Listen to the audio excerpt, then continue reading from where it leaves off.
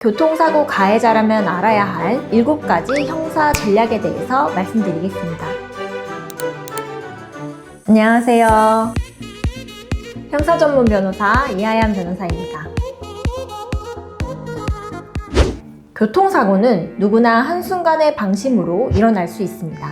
그런데 말 한마디, 한순간의 행동 하나가 형사처벌의 무게를 바꾸기도 합니다. 오늘은 교통사고 가해자라면 알아야 할 7가지 형사 전략에 대해서 말씀드리겠습니다. 첫 번째, 사고 직후에 나의 감정적인 표현과 법적인 책임은 구분해서 말씀하셔야 됩니다. 사고가 난 다음에 괜찮으세요? 다친 곳은 없으신가요? 당연히 물어보셔야 됩니다. 하지만 제가 먼저 끼어든 것 같아요. 제 잘못으로 일어난 것 같습니다. 라고 과실 판단의 근거가 될 수 있는 발언은 삼가셔야 됩니다. 내가 기억하고 있는 것과 객관적인 상황은 생각과 전혀 다를 수 있기 때문입니다. 내 생각에는 내가 끼어든 것 같았는데? 라고 느꼈지만 실제 영상을 보면 전혀 그 반대인 경우도 있으니까요. 내 말 한마디가 과실 비율을 높이는 증거로 사용되지 않도록 조심하셔야 됩니다. 사고 직후에는 도의적인 사과만 하시고 법적인 판단은 전문가에게 맡기세요. 그게 현명한 첫 번째 대응입니다. 두 번째, 보험사와 통화할 때입니다. 이때 과실 판단에 관한 말은 유보하셔야 됩니다. 결국 말조심 하셔야 된다는 말인데요. 그 이유는 보험사 직원이 먼저 끼어드신 거죠? 앞에서 급정거하신 거죠? 라고 물을 때 섣부르게 기억이 잘 안 나는 부분에 대해서 답변하시기보다는 기억이 만약 잘 안 난다면 그 부분은 정확하지 않습니다. 영상을 살펴봐 주시는 것이 좋겠습니다.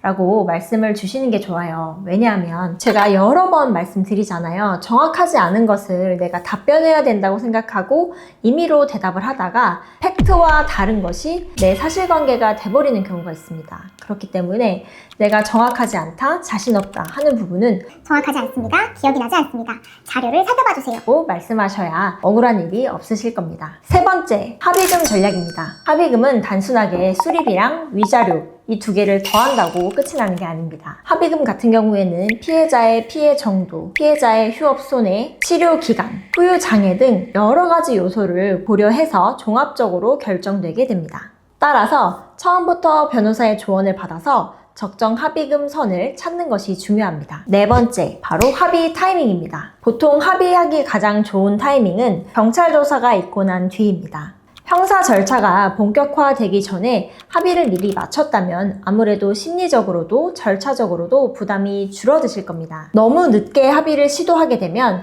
피해자 측에서 마음이 상한 경우가 많이 있습니다. 그렇기 때문에 합의 시점은 너무 뒤로 미루기보다는 가능하면 경찰 조사 이후로 고려해 보시는 것이 좋겠습니다. 진단서가 나왔다면 그 이후에 조심스럽게 접근해 보시는 게 어떨까 싶습니다. 이때 합의에 관한 전문가 팁 따로 알려드리겠습니다. 첫 번째, 운전자 보험을 적극적으로 활용하셔야 됩니다. 운전자 보험은 단순히 보험만 있는 것이 아니라 사고가 났을 때 변호사 비용, 형사 합의할 때 합의금 이 두 가지를 모두 보장해 주는 경우가 많이 있습니다. 그렇기 때문에 내가 형사 가해자가 됐다.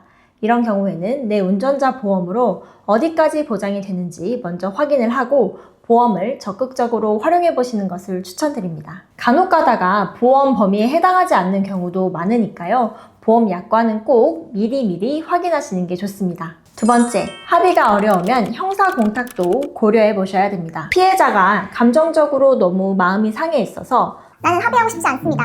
하는 경우에 나중에 피해자가 마음이 바뀌실 수도 있으니까 법원에 피해 보상 금액을 맡겨놓는 것을 공탁이라고 합니다. 이 공탁 제도를 활용하면 피해자가 언제든 자신이 원하는 때에 돈을 찾아갈 수 있기 때문에 형사 합의만큼 봐주지는 않더라도 일정 부분 감안을 해주십니다.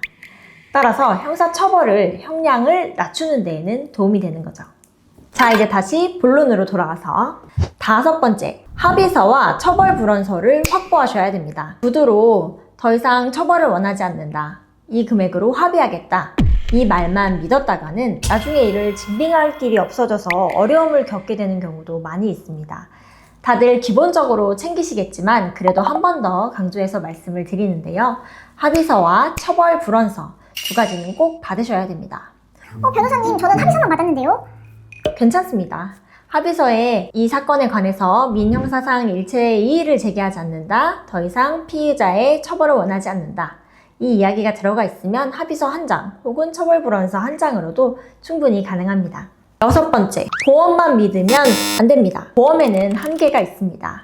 특히 12대 중과실 같은 경우에는 보험사에서 처리해주지 않는 경우도 많이 있습니다. 그렇기 때문에 보험에 가입되어 있다는 것만 믿고 안일하게 대처하시면 안 됩니다. 보험금이 다 해결해주는 거 아니야? 이런 생각 정말 위험합니다. 마지막 7번째, 진심을 담은 양형 자료를 준비하셔야 됩니다. 진심으로 반성하는 마음을 담은 반성문, 주변인의 탄원을 담은 탄원서, 이런 것들은 이 사건에 관한 나의 의견, 주변인의 의견을 보여주는 중요한 자료입니다. 소홀히 하지 마시고 반성문과 탄원서 적극적으로 준비해 보시면 좋겠습니다. 사실 문서로 남겨라, 반성문 열심히 쓰셔라, 합의 안 되면 공탁하셔라 이런 내용들, 그리고 기억이 안 나면 기억이 안 난다고 말해라, 이런 것들은 제가 영상마다 계속 반복적으로 말씀드리고 있는 내용들이에요. 그 반복하는 이유는 그만큼 중요하고 사람들이 많이 놓치는 부분이기 때문입니다.